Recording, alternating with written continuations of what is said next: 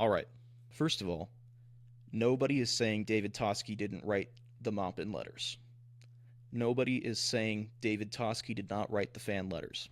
Writing fake fan letters, joke fan letters about yourself with women's names in this case, is not a crime and is a far cry from your accusation of falsifying evidence in a murder investigation, and is an even farther cry from actually being able to accuse David Toschi of being the Zodiac killer. Are you kidding me? Anyway,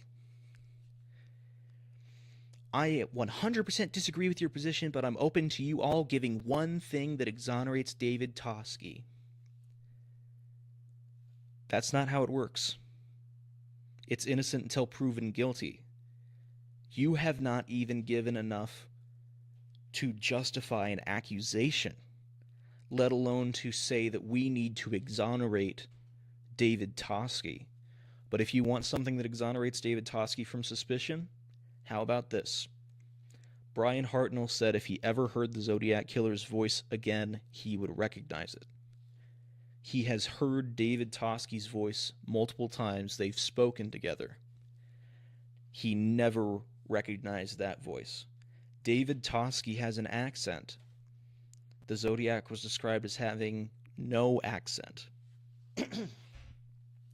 Toschi has black, curly hair. The Zodiac was described by multiple witnesses as having light brown to blonde hair. The only exception to that is Brian Hartnell, who saw dark, greasy hair through the eye holes in Zodiac's costume. Note that when he saw the hair, they were at a lake. There is much chance for your hair to get wet. Could Zodiac have been in the water? Could he have been sweating under his coat, under his costume, this hood that was over his head? It was hot outside. When the Zodiac killer called the police in Napa, his palm print and fingerprints were so sweaty they had to dry them for multiple hours. And they got so impatient with this drying process that they got a hair dryer and brought it out to the phone booth. That's how sweaty this guy was. Have you ever seen somebody with light-colored hair get that sweaty? Their hair darkens, and it gets matted to their head, flat. Maybe to the point where it would be down over his eyes. Anyway, it's so obvious. I've dealt firsthand with severe drug addicts for 30 plus years. I bail them out of jail and treat them with love, but don't take their BS excuses, lol. Toschi was a severe addict who functioned quite well, shockingly. Okay, so you say you deal with addicts for 30 years, 30 plus years. And then you say Toschi functioned shockingly well for an addict. That's what we call putting the cart before the horse, buddy. That's what we call leading with the assumption that he's an addict, and then saying that he held himself together shockingly well. He functioned shockingly well for an addict. Maybe he functioned normal as a non-addict. And I don't even see what calling him an addict has to do with whether or not he was the Zodiac killer, either. Even if he had a drinking problem, as many police officers do, that does not make him a serial killer. Needless to say, there are plenty of alcoholics, drug addicts, who aren't serial killers, who don't murder people. Then he goes on to say, he was hospitalized in the 70s for heart problems. I'm shocked at just how much of this is baseless, how much of this has no relation to reality. Brian Hartnell never said his attacker's hair was curly.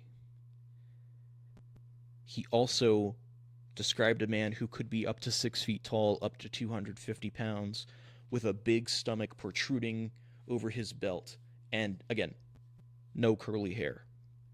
That is not describing David Toschi. The sunbathing women did not all describe the man watching them as attractive.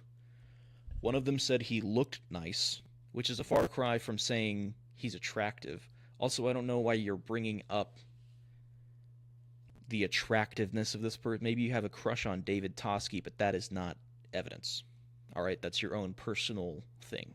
Neither the man who watched the girls nor Zodiac was described as being dressed in all black. The women did not describe the voyeur's car as having square taillights. They described it as a Chevy, not a Mustang. Morrill did not ever accuse Toschi of writing the 1978 letter. He believed it was a genuine Zodiac letter, and the person he believed was Zodiac told him it was a real Zodiac letter. How can you prove that Zodiac didn't kill Paul Stine?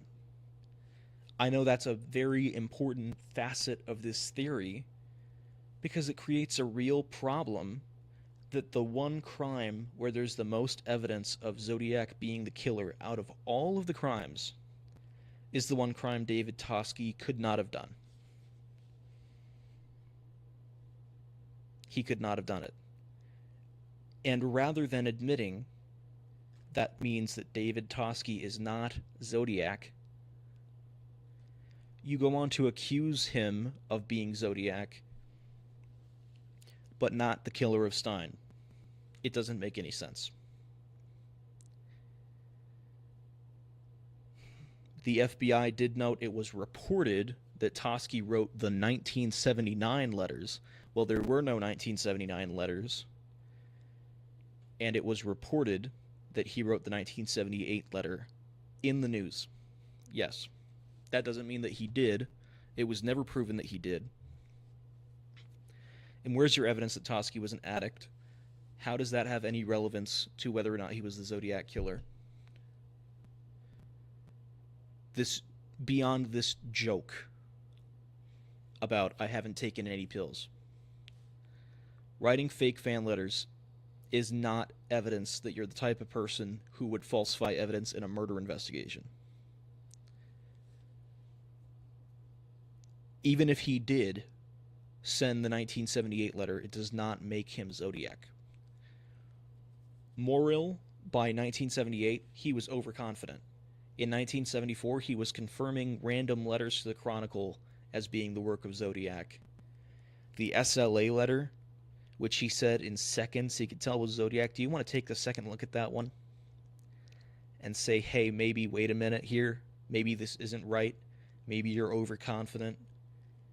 Maybe you're too sure of yourself here, Sherwood Morrill. He also confirmed the Bates had to die letters. He also confirmed the Red Phantom letter.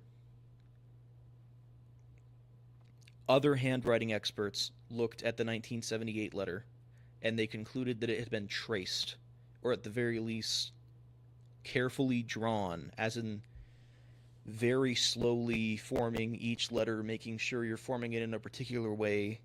In other words, copying the Zodiac's handwriting. If David Toschi was the Zodiac killer, he would not have to copy his own handwriting. You never have to trace your own handwriting. Never once have I thought, man, I really want this thing I'm writing to look like I wrote it. How about I trace something else that I wrote? I would just write it.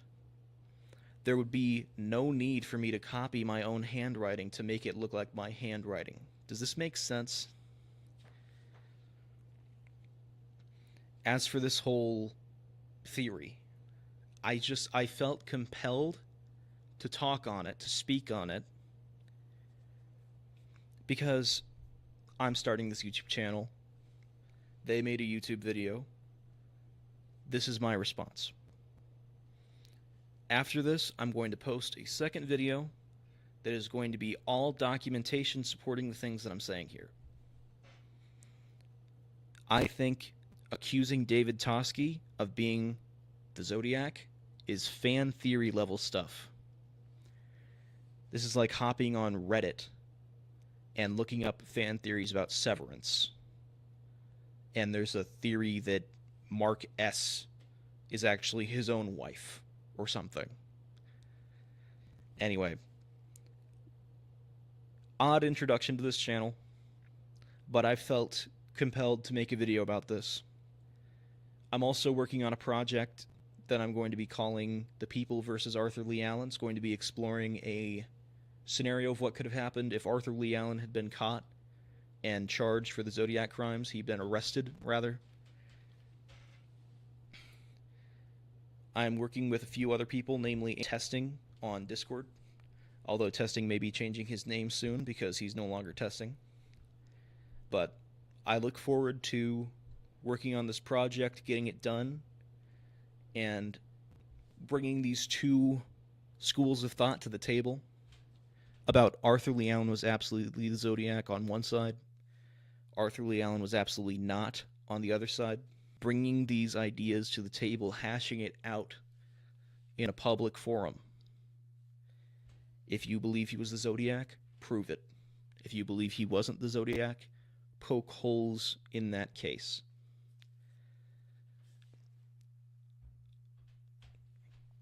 In any event, we're going to see how it plays out.